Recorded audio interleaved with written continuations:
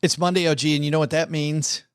It's time to party? It is time to Time party. to drink coffee. It's actually time to party with almost my birthday. The troops. Almost time to party with the troops. Because we had the Army-Navy game on this last weekend. And you know, it was a big game, but way to go. It's obviously the Navy. But even if you're feeling down, on behalf of Navy Federal Credit Union, a big shout out to the men and women in our armed forces. Let's all go stack some Benjamins. Let's all go stack some Benjamins together, shall we?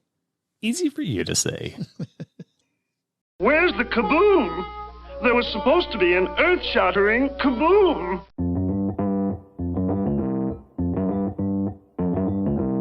Live from Joe's mom's basement, it's the Stacking Benjamin Show.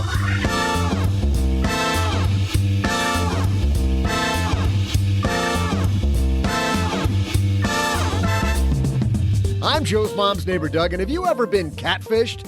These days, that means when some lovely lady or lad on a social media app wins your heart with their texts, has you send them your deepest, most embarrassing playlists, and then turns out to be some drifter in Minnesota asking for bus money from the library computer. Today we're talking about catfish, both because that's what's for dinner at Joe's mom's house, and two, because we welcome to talk about financial catfishing from the 2010 documentary thriller Catfish and MTV's show of the same name, Nev Schulman. And then, dude, we're going to talk about like a fair amount of bones on the TikTok Minute. Plus, we'll YOLO some headlines and throw out a rad Haven lifeline to a listener asking about all those copious fees. And now, two guys whose photos Len Penzo uses to catfish on Tinder. It's Joe and O-J-J-J-J-G.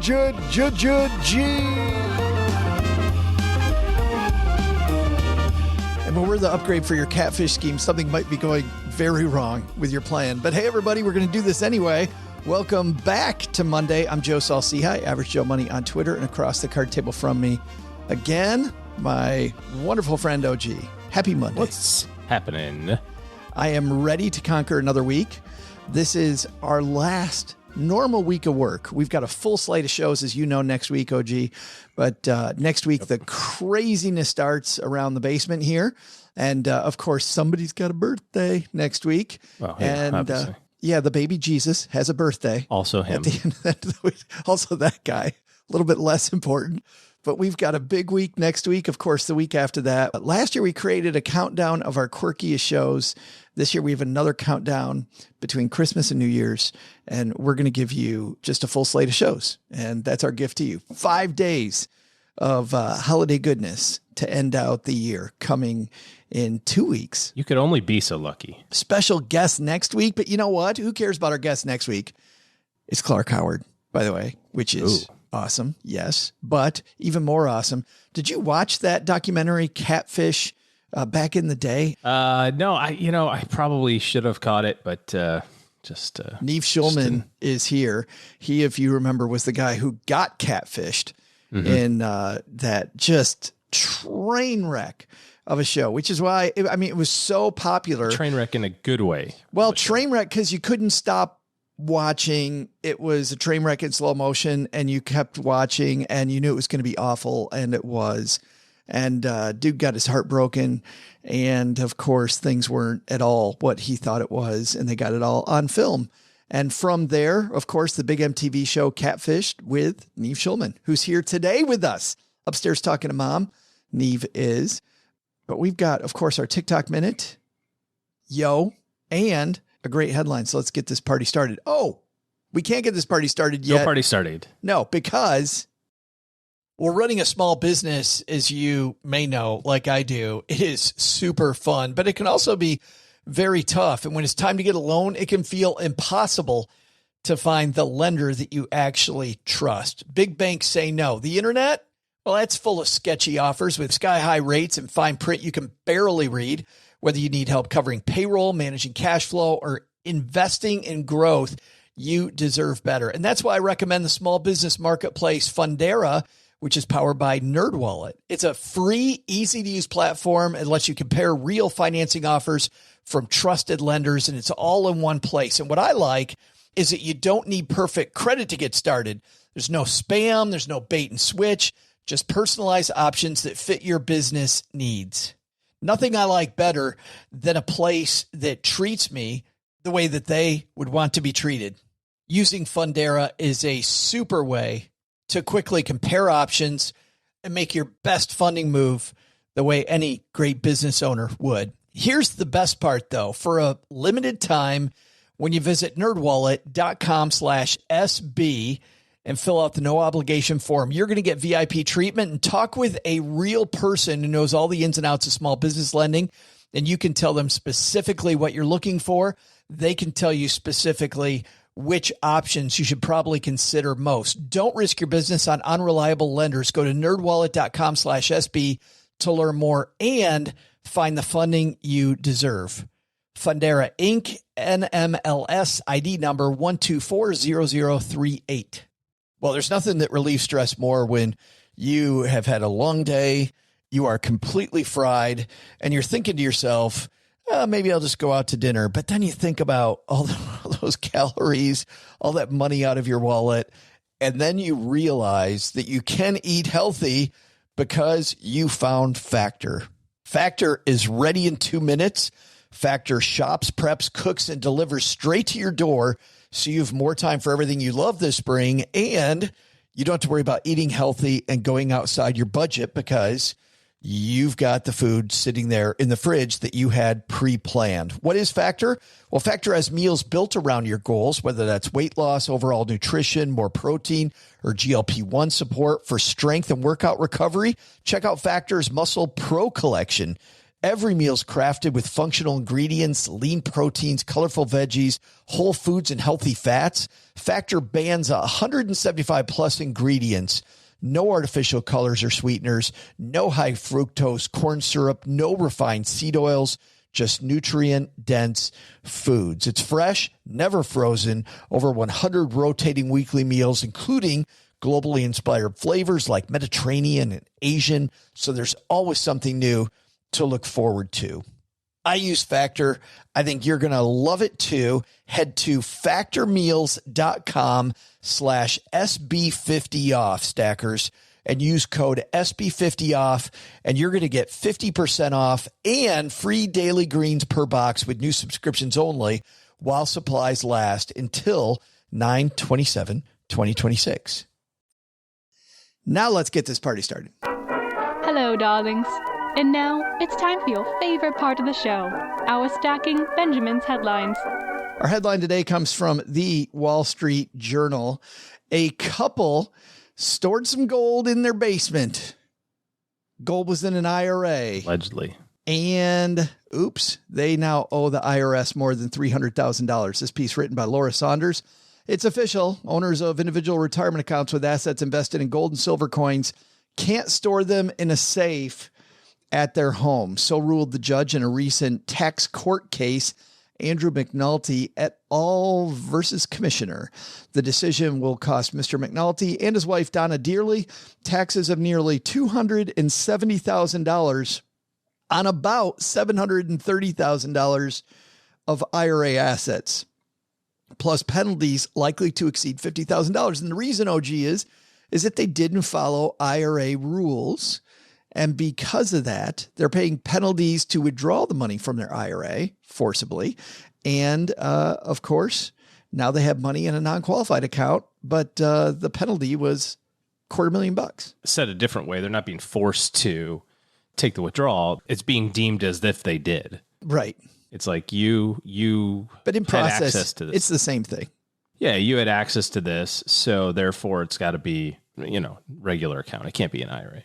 The rule, of course, here is that if you touch the money, if you have access to the money and the money is in your IRA, you violated IRA rules. Yeah. And these folks, it's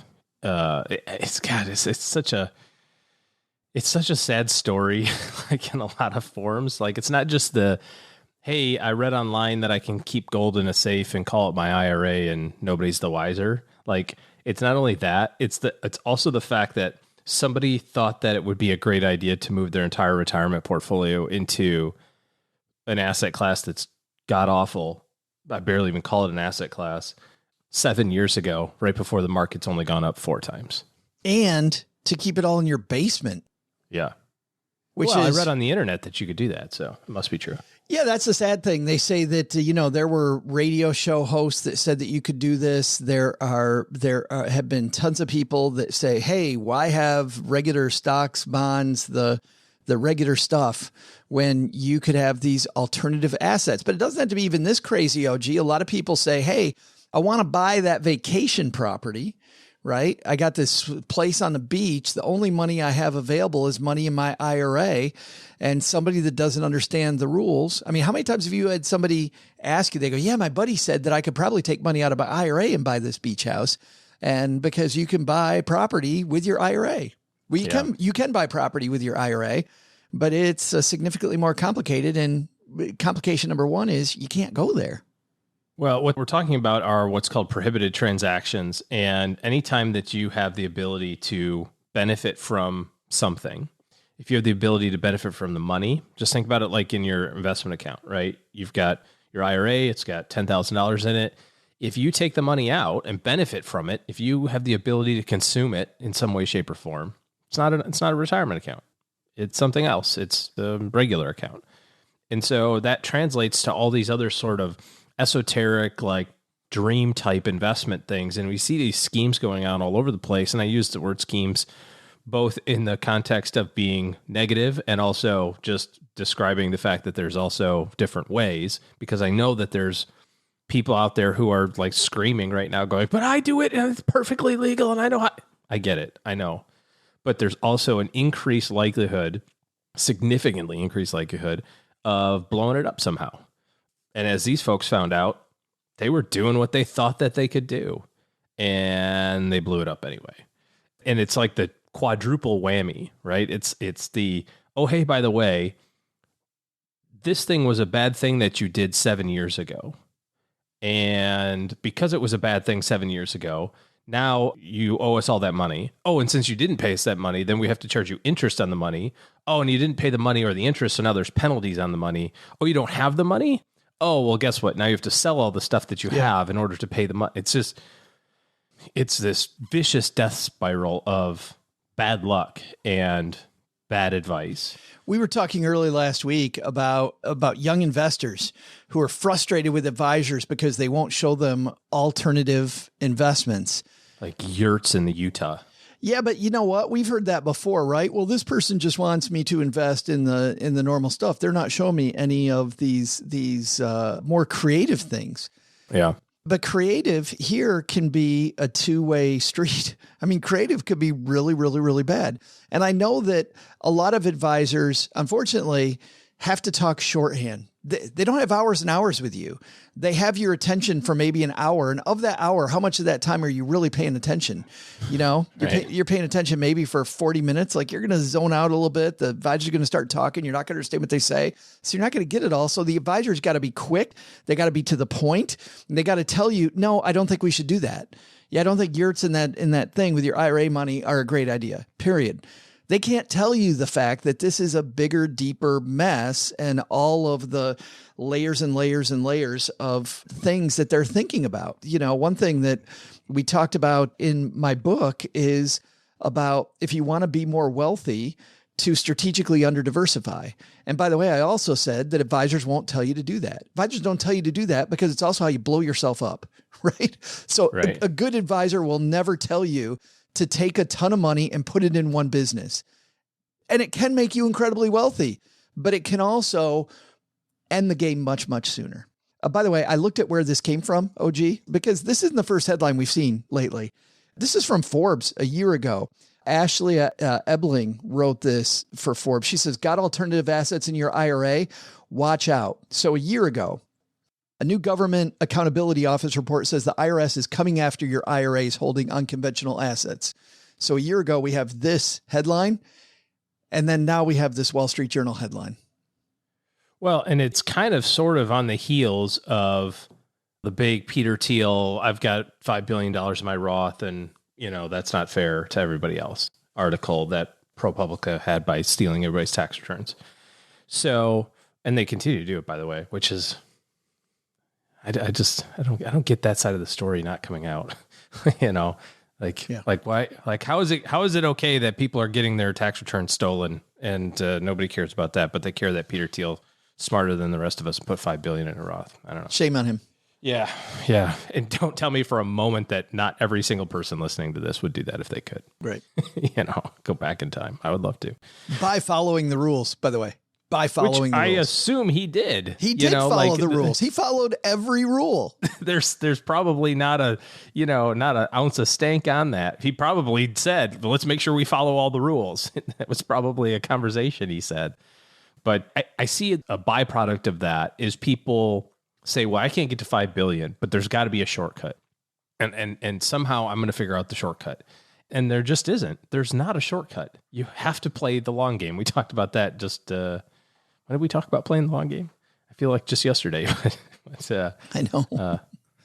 We did. Maybe we talked about it coming up this Friday. I can't remember. We talked about it live on Fireside for our Friday recording, and it is coming up on Friday. Yeah, we just talked about it coming up this Friday, playing the long game.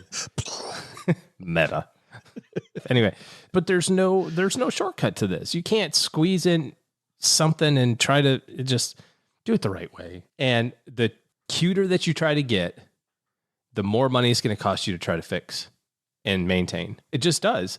I have a very complicated business thing going on right now, and I have 1, 2, 3, 4, 5, 6, 7 other professionals working on it right now.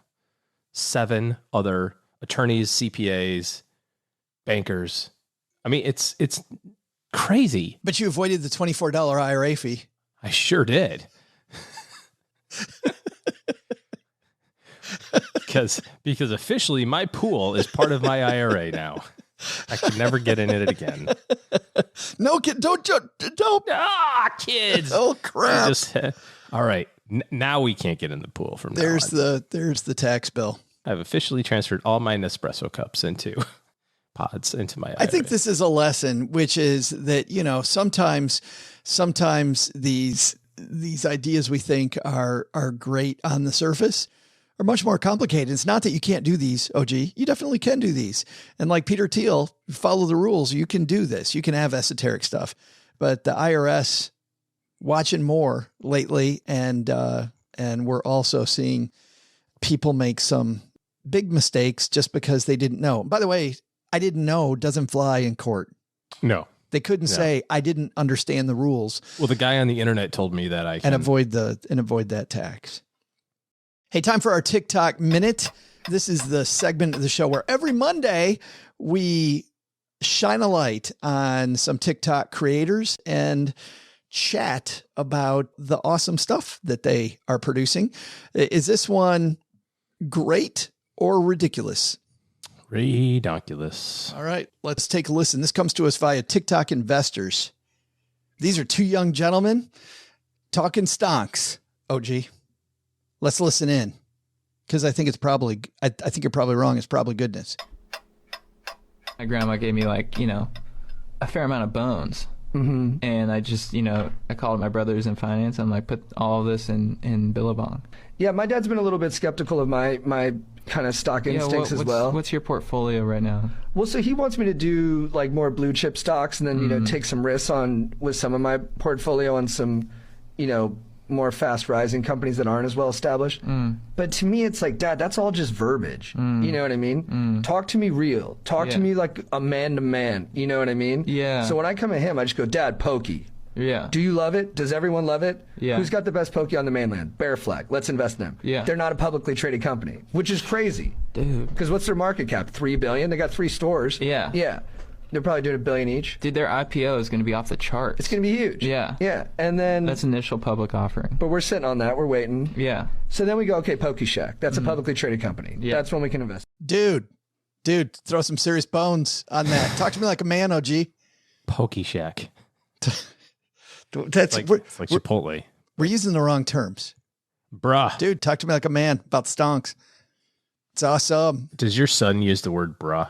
No. BRUH. No. It's got to be the half a generation between him and my kids. What? Because your kids do? Oh, yeah. Yeah. Bruh. Throw some bones. Or it could just be their school. I don't know. Your kids throwing some bones at some stonks? Hey? Yeah.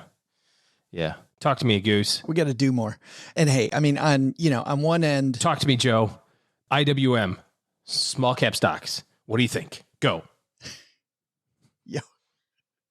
Well, they got 3 stores. They're probably making $1 billion a store. You know how many stores making $1 billion a store? Index funds. Go. Talk to me about index funds. VTI, baby. VTI. That's all you need.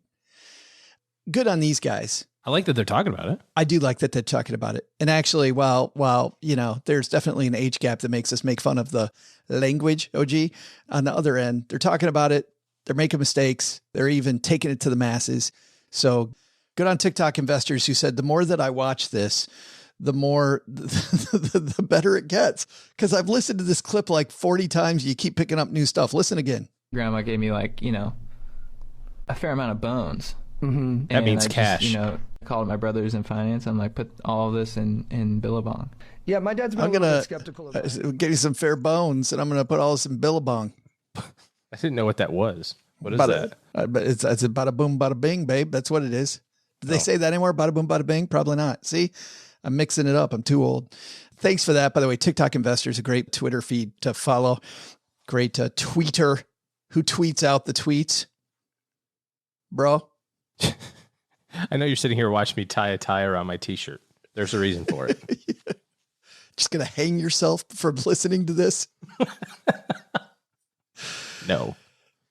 Send your mad tweets to me, Joe at stackingbenjamins.com, and help us make this segment another good time on the TikTok segment. Hey, coming up, Nev Schulman is the creator of the MTV show Catfish. He also co-stars in the show. They're in the middle of a new season. I think we'll ask him about that. But he's got a new project, OG, where he's talking about financial catfishing. Financial catfishing. It used to be that how many times have we talked about older people getting scammed? Especially this time of year, you see a lot of older people falling for scams. Well, guess what? With the rise of social media, guess who's getting scammed now? A lot of people in their teens and 20s being scammed as well. It's a topic we haven't talked about much. Nev's going to help us with that. But first, look who we got here, Mr. Catfish himself, Doug. Doug, what do you got for us?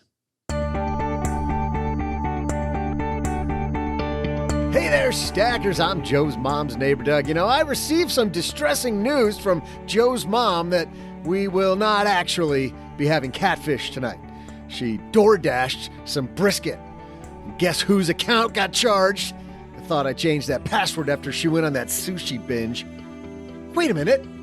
I just realized I got catfished about catfish. Speaking of fish, do you know what angling-related term describes an investor who looks for bargains among stocks? I'll be right back with the answer after I find something to ease this fish craving. Maybe like some tuna or goldfish or something. Oh, not those kind of goldfish.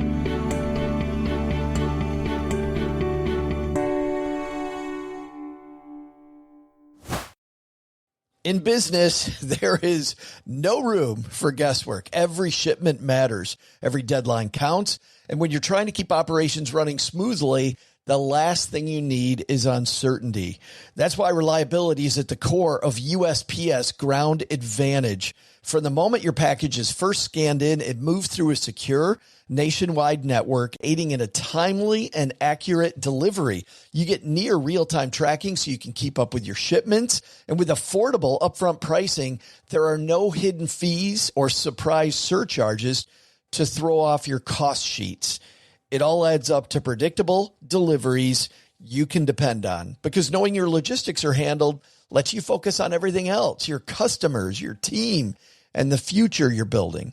Visit USPS.com/Ground Advantage to start shipping with confidence. USPS Ground Advantage. We mean business.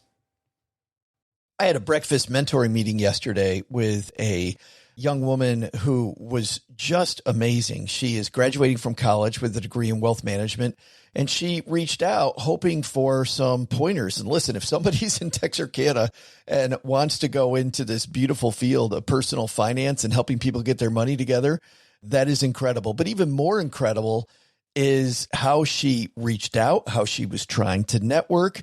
And I was having a discussion that finding the right person and avoiding the wrong person for a role, that's what can make or break an organization. And we just don't see that many qualified people. So how do you find them?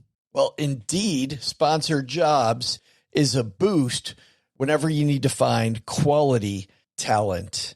If you're hiring, Indeed is all you need. You can stop struggling to get your job post even seen on other sites.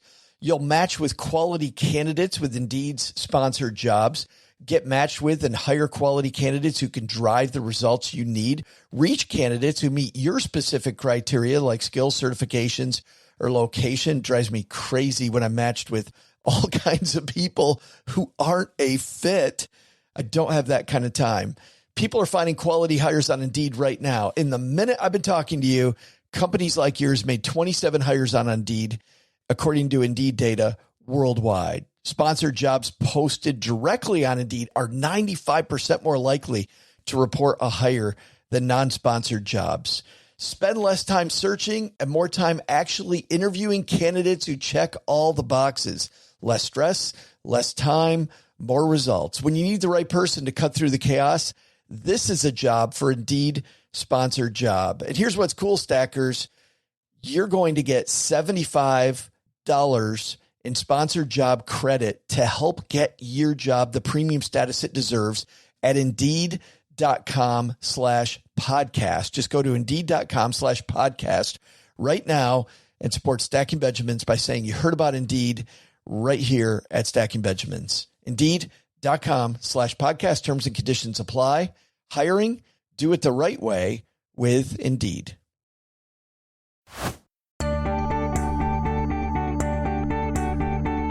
Hey there, Stackers. I'm sad catfish aficionado and DoorDash fraud survivor, Joe's mom's neighbor, Doug. Ready for that trivia answer? Well, if you're fishing around for cheap stocks, chances are you're not interested in the long-term value of the stock. You're scavenging, looking for something that someone else dropped on the floor, which would make you what the people call a bottom fisher. And definitely do not look that term up on Urban Dictionary. And if you do, that is totally on you. And now, time for Mr. Catfish himself. Here's Nev Schulman. And my new friend, Nev Schulman, joins us. How are you, man? Oh, I'm great. Thanks so much for having me. I like that giant, what is a $100 bill behind you there? Yeah, that doesn't look fake at all for a guy that deals in fakes. Like, you think I could take that to the bank? Maybe. I mean, I guess it's just about just as real as those giant checks they give you when they show up at your house, right? That's right. Guess what? You just won. But seriously, and I want to get to the financial part of this that you're working on now, which made me so excited when I heard that you're working on this. You've been doing Catfish for a long time, Nev, but where did the idea originally come from? How did you get started with Catfish? Well, as much as I wish I could take credit for having the initial idea, it was certainly not an idea. It was more of I guess you could call it a strange and unusual sequence of events that happened to me, wherein I essentially met and became friendly with a group of people, a family in Michigan, and developed a romantic relationship with one of them. And over the course of 9 months, grew closer and closer, and finally went to meet them. And it just so happened that my brother and our best friend, Henry, are filmmakers, and they had sort of documented the process and came with me. And when we got there, we discovered that the whole family, particularly the young woman I had been talking to, were not at all who they had said they were. And we ended up making a documentary called Catfish. Well, that's what I was going to say. That first documentary that I watched, right, which was creepy as all get out, that was seriously the beginning of this whole now institution. That's right. Yeah. So what was a very small, unassuming documentary turned into a major phenomenon, because I think the experience I had of having someone create a fake account, and in this case, many fake accounts, all with the intent to lure me into and engage with me in a romantic way, was not a unique experience. It's something that has been happening previously and certainly more so subsequently. And a lot of people wanted to talk about it and were experiencing it themselves. And so that's why the show has been successful now for nearly 10 years. And the stories keep presenting themselves and we keep having, content to discuss. And similarly, why I was excited to sort of transition not out of, but into a conversation very closely related to sort of fake romance, which is obviously online scams. Yeah. And we've actually, it's cool, Nev, you'll appreciate this. We were recording a show one time, OG and I got called by a scammer right as we were recording. It was one of the IRS scammers that you've seen. And we actually got this long, awesome recording. And I want to get back to that in a second, but I want to play for people that aren't familiar with Catfish and don't know anything about this. This institution now is so strong that, well, on your TikTok channel, which is flipping hilarious, by the way, Nev, it is so the creativity that you spend on your TikTok channel, which we're going to talk about again with you and Zelle and working on this. I want to play just one TikTok about Catfish. This is an amazing Catfish song. Let's listen in. He said he's 6'4" and a model for Chanel Couture. Saw his picture on a dating app and you thought, wow, I like some of that. Started texting every night, told him all about your life. But when you met him in July, well, it's safe to say you got a fright. Cause you have been catfished. Oh, it was so savage. Cause it turned out he was 55. And all the pictures he sent must have been another. That is a beautiful singer. Her voice is amazing. Nina Nesbitt, I believe is her name. Yeah. With you in the background, of course, Nev, and doing the And exactly. But it's so, why do you think so many people for so long continue to get catfish? Are we have people continually preying on our hopes and dreams that this really is something it's not? What's going on? I think that for many of us, and I include myself in this as both a victim of catfishing, as well as sort of an early analog scam myself on the mean streets of New York City, people are always looking for something great that's going to make them happy, whether that's a relationship or a vacation or a tax return from the IRS that we just need to, or a long lost relative in Europe that died and left us a bunch of money. I mean, our lives for the most part tend to be mundane. We're constantly looking for something to come into our lives and change them for the better. I think that's why people are so easily lured into online romance scams, because someone's talking to you, they're flirting with you, they're texting you every day, good morning, good night, how are you? I'm thinking about you. And that emotional flirtation feels very exciting. And then financially, the idea of getting a great deal on something or somehow getting some unexpected amount of money can be life-changing for some people. And so I think we're all vulnerable to that. And unfortunately, there are lots of people who are looking to take advantage of that. I want to dive in more to some of those topics, actually all of those topics. But as a way to kick it off, you're doing this with Zelle, and it's on your TikTok channel. So once again, it's going to be hella entertaining because it's Nev and now Zelle. And I'm going to play one where you're one of these scammers. Let's listen into this one. Hi, this is Mark with your bank. I've noticed your account's been locked and I just need your bank credentials to help you get that unlocked. And then you go through a few tips here. Your bank will never call you for personal info. They already have it. If they say it's urgent, you got to question it. And of course, hang up and call your bank. Some great tips there. That scam happens all the time, doesn't it? It really does. Unfortunately, it's not hard for scammers to find out what bank you're with and obviously get your phone number. The scary thing is, you'll get a phone call. The caller ID might even say the name of your bank, which is something that can be manipulated. And a very legitimate sounding agent will get on the phone and say, hey, we just noticed some suspicious activity. We want to make sure we have your information correct, or one of your accounts has been compromised. We'd like you to move your money to a new account that we just set up for you so that it doesn't get taken. There's any number of things that they'll come up with, usually coupled with, this is an urgent matter. We need you to deal with this right now. because otherwise your money might disappear. We've seen this, Nev, happen a lot historically with old people, but now as things move online, I bet you're seeing it with much younger people now. Well, that's why we decided to make this sort of PSA series, because younger people obviously now much more than ever are familiar with and engaging with their own banking day-to-day services. Everyone has their own bank account. Most, if not all, banks now have an online app, and Zelle is obviously baked into those apps. And so, yeah, if you don't know this and you get a phone call from your bank, and again, in most cases, young people haven't really had the in-person interactions with their bank the way that some of us perhaps used to in a more analog time. If someone calls you from your bank and they seem to know enough about you to confirm that you're you, there's an assumption that, I better give them my information because it's what I'm supposed to do.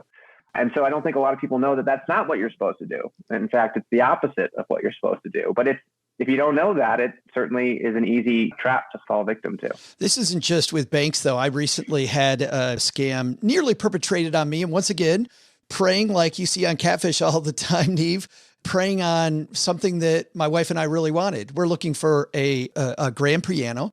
There was somebody on Craigslist who told us that they were moving from our area across country, and they didn't want to take it anywhere. So it's in beautiful shape. And all I have to do is pay for the shipping and they'll move it. The shipper needed the money today. They wanted me to Zelle the money today. And then they would bring it to me tomorrow. And once they said that they needed me to Zelle the money today, like, I don't know, I've been at this game long enough to go, I'm probably not Zelling you anything until I see a piano. But it's sad that it doesn't always involve banks. And that's a great example, because like something that feels a little too good to be true, but not impossible, right? I mean, if I were moving and I didn't want to take my piano, but I wanted to see it go to a good home and I was willing just pay to get it picked up or delivered, like that's very possible. And there are probably people who would be willing to do that in real life, but you're right. If there's ever a sense of urgency or a need for the money to be transferred right away, that is the first or a very good red flag to look out for. And in that case, I'm obviously happy to hear you didn't send any money, but whether you did or you didn't, if you have any information on someone who's using Zelle, whether to request money from you or someone you've sent money to who ends up scamming you, we urge people to report that to their bank. Good. Because then the bank can flag that account and hopefully look into it and certainly remove them from the Zelle platform. So even if you didn't end up getting scammed, you should still report it, because that person and that account can be flagged and hopefully removed to avoid other victims. Yeah, that was my next question, was around recourse. Is that really the only recourse we have, is to report it? Yeah, well, yeah. So when it comes to things like that, sort of scams, yes, you should always report it. One of the other things that we're trying to communicate to people is, as much as possible, try to keep your interactions on verified platforms. Craigslist is obviously unique because there's no money exchange that takes place inside of Craigslist. But with platforms like Airbnb or VRBO or OfferUp, where you can make the financial exchange in the app or on the platform, we encourage that, because what we're seeing is a lot of people present opportunities on the platform. And then once they've engaged with you and they know you want their product or their service, they'll say, oh, well, if you want, you can pay me off the platform. It'll be cheaper. You'll save yourself some fees. We can avoid paying taxes or whatever. And once you leave the platform, you're no longer kind of covered. There is no recourse. You've elected to send money on your own accord outside of the sort of potential insurance or reimbursement policy. Yeah, great advice. Are there any scams you're seeing? I feel like the IRS scam, I'm in trouble with the IRS, that was going around for a while. I haven't had those calls anymore lately very much. Right. But is there any hot one that you've seen a lot lately? Well, I think we probably all got phone calls about our car's extended warranty at some point. Very important, I've heard. Very important. Right. And I know people, it must have worked because they did it to enough people. And that's unfortunately, that's the game, right? It's not scamming everyone successfully. It's, okay, I'm going to send out 100,000 of these emails or make 100,000 of these calls. And if I can get 5% of people to engage and send me $50, that's, $100,000 or something. So just a numbers game. You gotta, right. It's a numbers game. Yeah. But yeah, I mean, right now, I think vacation rentals, because people are looking to travel again now. They're looking for deals. And obviously also the holidays are coming. So there's a lot of sort of online shopping scams. Just like you said, people are going to be desperate to get the newest video games. You're going to go on Craigslist to see if you can find a deal. Someone's going to say, yes, I've got it. It's great. It's brand new. It's never been opened.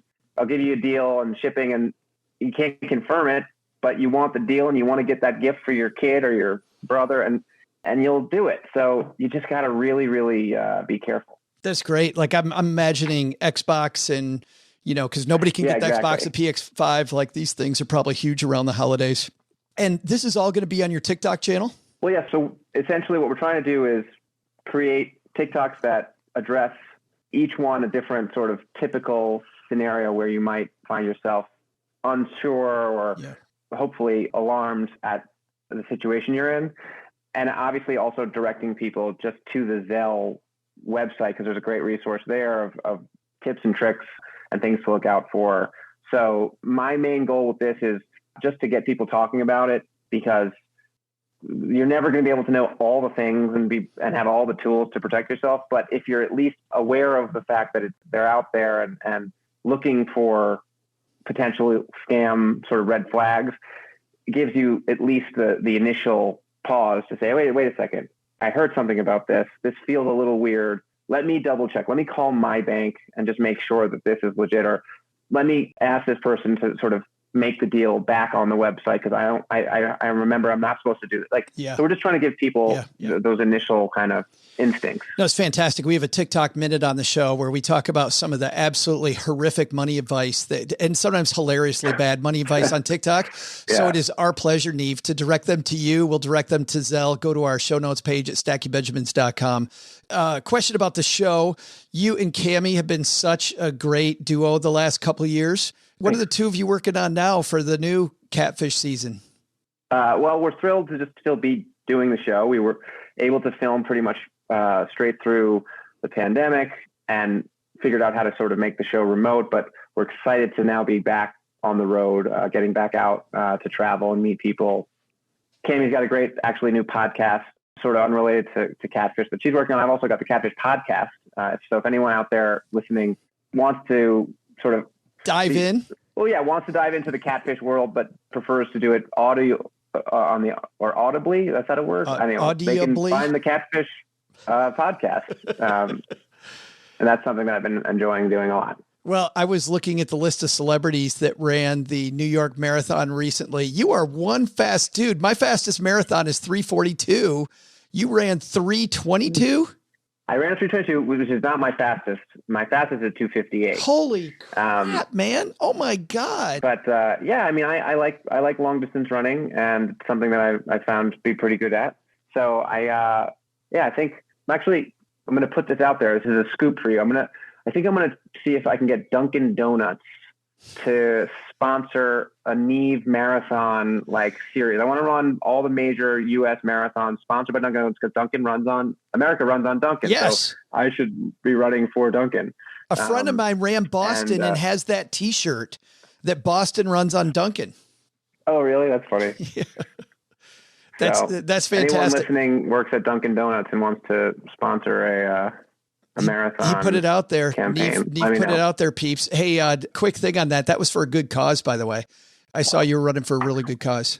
Oh yeah. Team for Kids is the New York Roadrunners branch that gets city kids sneakers and on track, gives them a great outlet for both physical exercise, but also potential lifelong sport and potentially, scholarships and all kinds of things. And by the way, as great a job as you did there and as fast as I think you run, I look at you and then we see that Shalane Flanagan was running all 6 major marathons in 42 days. How does that make you feel? Like you're not stepping up, Nev. You got to go, man. No, there's nothing more humbling than marathon running, because people you'd never think, who are certainly older than me, smaller than me, you'd walk by them and you wouldn't look twice. They'll just crush you. They'll crush you. I mean, it's a very humbling experience to have a 55-year-old woman who's 5'2" just sort of blow past you at mile 20. But it's also a great reminder that, and one of the reasons I love long distance running is that it's so much more of a mental conditioning than it is anything physical. So it's a great endurance sport, and I look forward to getting better at it. Well, hopefully we helped everybody with their mental conditioning today when it comes to avoiding scams. Thanks to you and thanks to Zelle for putting this together. Once again, we'll link to Nev's TikTok channel and to Zelle on our show notes page at stackingbenjamins.com. Nice talking to you, Nev. Thanks for making time for us. I really appreciate it. Thanks so much, Joe. Hi, I'm David Hirsch, and when I'm not hosting the Dad to Dad podcast for the Special Fathers Network, which is a dad-to-dad mentoring program for fathers raising kids with special needs, I'm stacking Benjamins. Man, thanks to Nev for stopping by. OG, no matter what age you are, somebody tells you, hey, why don't you PayPal me that money? Why don't you Zelle me that money? Venmo, and then I'll give you the thing later. If you don't know who they are, yeah, probably a scam going on. Yeah. Well, and nowadays they've got these places that you can go to, police stations, fire departments, whatever they call them, like, the open air pickup spot. So, you're selling me something, from my house and I'm buying it from you. We can just meet at the police station out front and exchange the things. We can do the Venmo, or we can do the Zelle thing and get our stuff there, as opposed to, That's great. And if they don't want to meet at the police station, yeah, might have a problem. Little red flag. Yeah. Can we meet at the crack house instead? I feel a little safer there. Can you throw me some bones? Can you throw me some bones, brah? I can't even say it. You can't even spit it out. I can't do it. It's like, it doesn't even Damn work it, I'm officially too old. Hey, let's throw out the Haven Lifeline and tackle some of life's most important questions. Our friends at Haven Life Insurance Agency, OG, they put what you value first. Oh, definitely Pokeballs. Yo, brah. It's your loved ones and your time, but your loved ones hanging out over a Pokeball. What do you think that does to your blood test there? Like raw fish? Probably fine. It's probably pretty good, I would think. Yeah. That's why they've created a modern way to buy quality term life insurance. You go to stackingbenjamins.com/havenlife. You'll get a free quote. What's the best gift, OG, that you can give somebody this year? Lots of life insurance. Lots and lots of life insurance. If I die, you're fine. You're rich. stackingbenjamins.com/havenlife. Seriously, get that in order. You're not going to have to wait several weeks for a decision. And of course, they're backed by their parent company, Mass Mutual, more than 160 years old.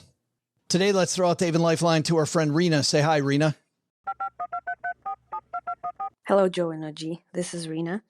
I have a question about fees from sale of funds.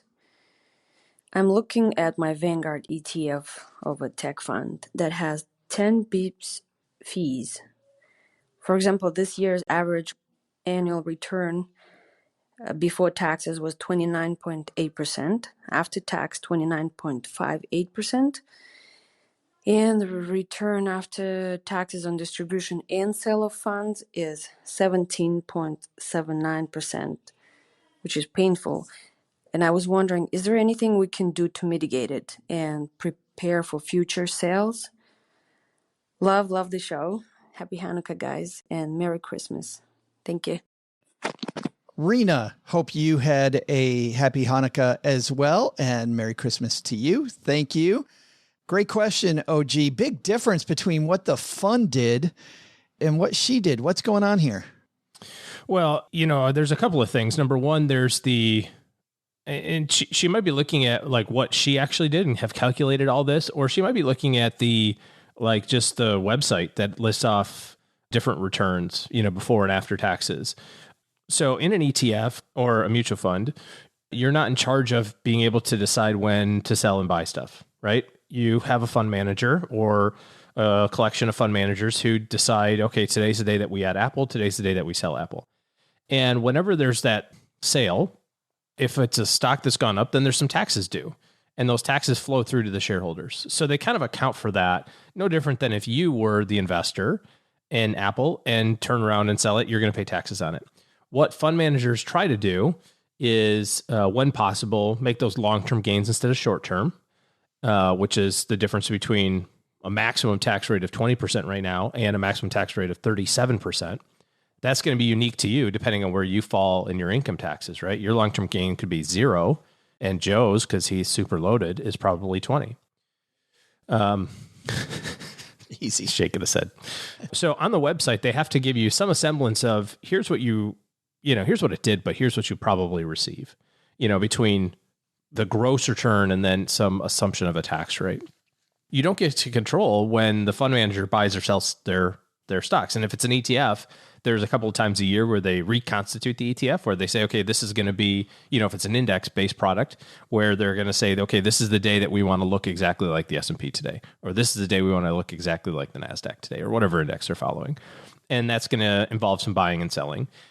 The benefit of ETFs, of course, is that they can spread that tax rate, and it's complicated, but it's a better tax situation than a mutual fund. Let's put it that way. But there's still taxes. The other side of it, which has happened over the last year and a half, which a lot of people are going to get surprised on this year, I think, is that there's a lot of stock buying and selling going on over the last 2 years, right? Especially in March of last year and in April of last year. And now those fund managers have held those positions for over a year, and it's getting close to the end of the year. We've made some trades throughout the year as a fund manager, so we got to pass those returns on. And just like in your investment portfolio, you're doing 15% or 18% or 20% the last couple of years. Those funds have done that too. They just haven't paid taxes on it yet, and consolidate all of it and distribute it in one lump sum.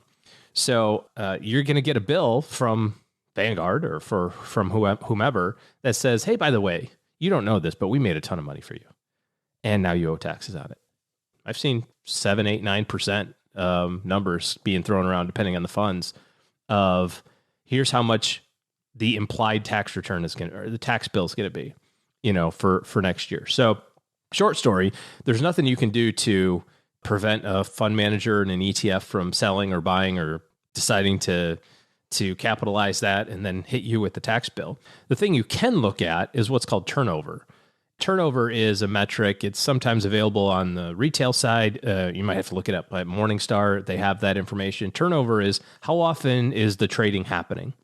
And the lower the turnover, generally speaking, the lower the tax bill is going to be, because that fund manager is more of a buy and hold type person. So there's not as much, transactions happening. So if I've got two funds and I'm looking at two of them and they're almost identical in every way, and one has an 80% turnover, and one has an 8% turnover, I'm going to take the one that has 8. If you're outside an IRA. If you're inside an IRA, by the way, Rina, none of this matters. Yeah. Excellent point. Yeah. You get a way bigger tax bill on the back end. Yeah. You get that down the line. But that's a good point. If you're outside of an IRA, this is only when all this matters. Correct. So, taxes are a fact of life, right? Death and taxes, only two certainties, they say. And when people get frustrated with taxes, I get it. I don't like paying them either, but I would love to have $1 million tax bill one day. Yeah. That means that I did something extremely right. And if you have to give back 20% of your profits as your tax for having profit, I would gladly pull the one-arm bandit casino hand of life. I don't know if that all fits, but you get the idea. To pull out 80 cents for every dollar that cha-ching, and I got to give 20 cents and I get to keep 80, I would do that as fast as I could do it. Yeah. It's a great deal. Yeah. Our goal is to have Bill Gates' tax bill. Well, I don't think you want to use that one. Isn't his tax bill 0? I thought that was... Isn't that the whole controversy? I thought it was Bezos. That was Bezos, wasn't it? Well, I guess allegedly all of them have 0, Well, whatever. Yes. Some rich person's tax bill who pays taxes. Some rich person who actually pays their taxes. We want their tax bill. I want that one. Yes. I'll take Jeff Bezos. I actually have Jeff Bezos' tax bill. Thanks for the question, Rina. If you've got a question for us, head to stackingbenjamins.com/voicemail. NOG and I are happy to help and explain how the system works, which can be frustrating, but also I think the more you know, right? The more you know. Remember that, NBC? Mm-hmm. The more you know. I do. Yeah. The more you know. So thanks, brah, for hanging out with me today. No problem. Throwing bones. Throw me some bones. Let's go get a poke bowl. Talk to me man to man about sconks. Talk to me man to man. What do you think? SPY, go. VTI. All the cool kids are buying it. VTI. Head to stackybenjamins.com/voicemail if you've got a question for us too. Rina, we're sending some sweet Stacky Benjamin swag your way. So expect an email from mom's friend Gertrude. Hey, that's going to do it for today. Coming up on Wednesday, big show on Wednesday, because we're talking about a topic we don't get to talk about very often. And I'm super excited because this guy brings the stories. And if you want to hear stories of loss and heartbreak and all kinds of fighting, it's like a good drama on television, except it involves real families. David Eady here on Wednesday talking about picking the right executor for your estate. Oh, nice. Yeah. And I know when I say picking the right executor for your estate, some people go, oh my God, that sounds boring. You and I know, OG, that's where the action happens. There is a ton of action. And David Eady's going to tell you if you are an executor, what to do, what not to do. If you think you at any point might be in charge of somebody's estate, what to do, what not to do, and what to expect. And if you're picking somebody to help out with your estate, how to avoid some of those pitfalls. That's on Wednesday of this week. So good stuff. This is also the last call for the trading curious. If you're somebody that we haven't talked out of trading, you're somebody who loves to just trade some stocks. You know what? OG and I, we've got sandbox accounts as well. And we get frustrated when we hear people, after a few foamy beverages, they just jump on the old Robinhood and start just wheeling and dealing a few stocks that they know a little bit about. What if you had an actual system? What if you did this in a way that could actually maybe make you some money? Well, Jess from Delta Trading Academy is joining me on Wednesday. I partnered with them for this webinar called 5 Trading Myths that we're going to dispel, and we'll answer your questions about trading. She'll also introduce you to this concept of having some rules in place, OG, of setting yourself some boundaries and doing things the right way. If you're going to trade, or if you're trading curious, if you wonder what trading's all about, you know what? We realize there's some of you that are going to do it no matter what we say about buy and hold. Let's do it the right way. And they've been teaching people trading for 40 years, which is why we wanted to partner with them. All right. That's Wednesday, stackingbenjamins.com/trading to sign up for that. stackingbenjamins.com/trading. That's at 5 p.m. Eastern. Do the math on wherever you are. All right. I think that's it. Last but not least, if you are looking for better decision-making, maybe having some more bones thrown your way, bruh, talking some stonks with some cool people, OG and his team taking clients. That's the way they talk to all their clients, bruh. Shoot me straight. OG and his team, they sit around going, talk to me like a man. That's what they do. stackingbenjamins.com/OG is their calendar. And you can talk to them about making better decisions in the future by integrating their team into your team for better financial planning. All right. That's going to do it for today. I think we got it. All right. Let's do it. Doug, what should we have learned today? So what should we have learned today? First, always listen to your father about investing advice, even if he's using big boy words. Second, think just old people get scammed? Take some advice from Nev Schulman. Anyone can be scammed and robbed through an online scheme, so you always have to be on the lookout, especially on social media. But the big lesson? Never trust a woman who tells you she loves you and that she's making you a catfish for dinner. Not cool, Ma.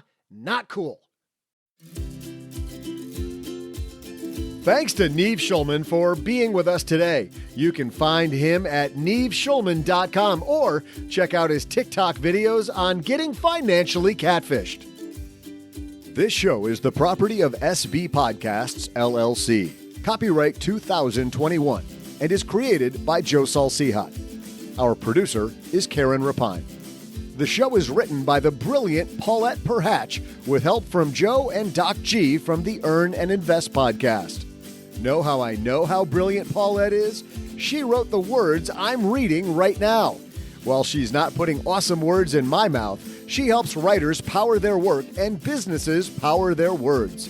See how she can help you at thatwriterpaulette.com. After you listen to our show, check out our show notes page and the 201 Deep Dives written by our website manager and blog editor, Brooke Miller. You'll find all things money at the 201, our newsletter at stackingbenjamins.com/201. Once we get all of this goodness bottled up, it goes over to our engineer, the amazing Steve Stewart, who helps the rest of our team sound nearly as good as I do right now. Want to talk about the show later? Mom's friend Gertrude is our social media coordinator and room mother in our Facebook group, The Basement. So say hello when you see us posting online. Here's a weird fact. She and Tina Eichenberg are never in the same room at the same time.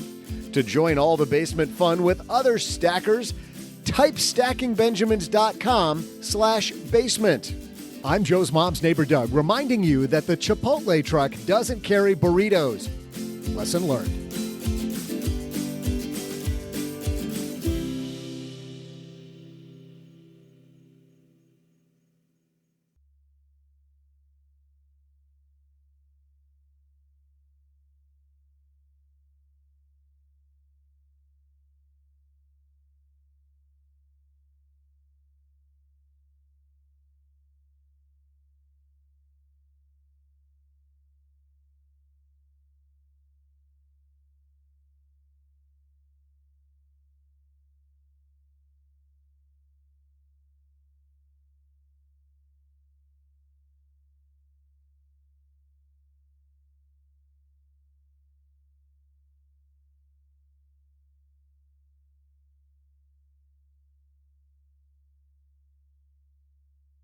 Hey, take a look at this, sir.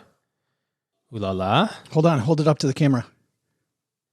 It's hard to... Yeah, so everybody can see it. Look at what Don't want to... What is that? Is that a new mug? Oh, you fancy coffee? Cappuccino. Oh, wait a minute. Aren't you legally supposed to hold it like this with your pinky out? I think you have to. I can't. It's a heavy mug. You got to do some finger exercises. Yes. Okay. So how'd you get cappuccino at home? I bought a new, I bought an espresso machine. Awesome. Mm-hmm. But yeah, I've thought about that, but two things stop me. Number one is I love paying $8.50 for a coffee. And number two, and number two, it just looks complicated. Like I watch those baristas do that. Is it complicated? It's not bad. In fact, my wife's super mad because she's like, what? It's December. Like, why would you buy yourself something? Why would you buy yourself something? I said, well, it's probably not giving it away too much because I don't think anybody on my team listens to this part of the show anyway, but we bought them for everybody on the team. So when we had our little team retreat, everybody was enamored by the fact that there was espresso machines in their hotel room. So I'm like, oh, perfect Christmas gift. We'll get everybody espresso machines. And I got one too, obviously. Duh. So, yeah, I'm having fun playing around with it. That is cool. And so you made a cappuccino. Have you made lattes? Yeah, I don't know the difference. Apparently there's a difference. Like the picture even shows a difference, right. But I'm not. Cafe Americana. I'm only just listing the stuff that's on the Starbucks board. That's all I'm doing. I made a latte, whatever the third one is. I don't know. It's like, it goes like espresso, then latte. I don't even know. It's the third one. It's the one at the very end. The one where you put the foam in first. The macchiato. Is that it? I don't know. You put the foam in first. I don't know. I'm just thinking of other stuff that's on the menu. Just making up words. I don't know any. Yes, we make up a word that sounds Italian. Josefano.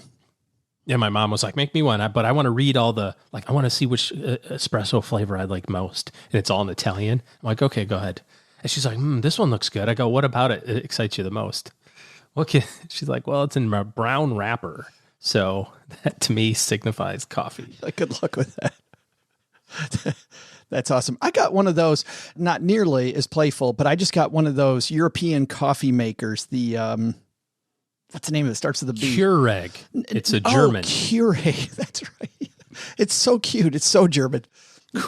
I think it's a long U. It's like Keurig. No, it's something. It's the one where you put the grounds in the bottom and then the water on top, and you put it on the stove. It starts with a B. Somebody screamed at their device right now. Yeah. Have you used one of those? And it makes that really rich European coffee. Super good. No. Very low tech. Really neat. My daughter got it for me for the holidays a couple of years ago.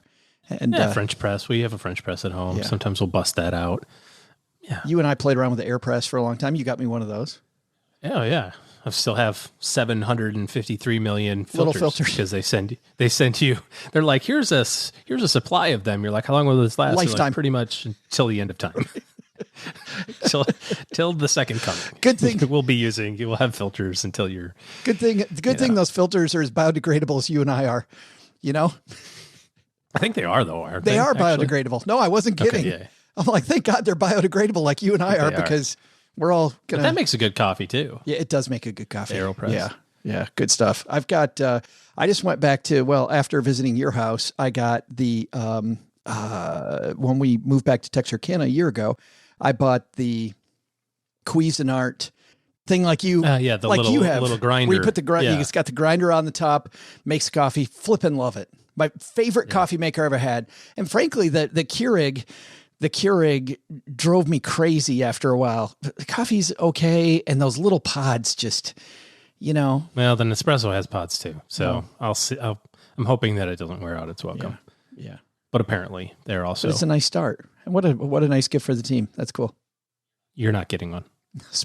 You got to say #spoiler. I'm not on that team. How do I get on this team? That's great. We can't talk about, because they do listen to the show, what we got our team. Ah, yes. That reminds me. It's pretty got to call the guy about the thing. I should probably do the thing with the stuff.